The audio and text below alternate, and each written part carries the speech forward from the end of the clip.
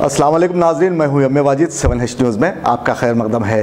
Jiyaguda division corporator मित्रा ने अपने दफ्तर में शंकर राव को इलाकाई चेयरमैन बनाए जाने पर मसरत का इजहार किया।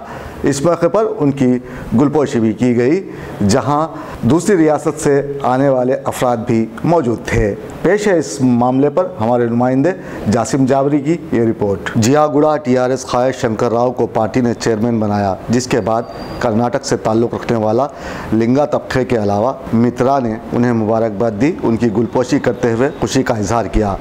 इस मौके पर पार्टी के दीगर कारकुनों के अलावा वार्ड मेंबर्स भी मौजूद थे। मोदी साहब के नेतृत्व में हमेशा ही दलितों का अपमान हो रहा और उनको जो देश में मेजॉरिटी दलित होने पर भी उनको आदर नहीं है, न सत्कार नहीं है, न सम्मान नहीं है। आपको मालूम होगा उनके पीरियड में कई अट्रॉसिटियां हो रहे, कई राज्यों में दलितों के ऊपर अत्याचार हो रहे, लेकिन आज तक प्रधानमंत्री की ओर से हो या नहीं तो केंद्र से हो, आज तक उनके ऊपर कोई सहानुभूति नहीं है।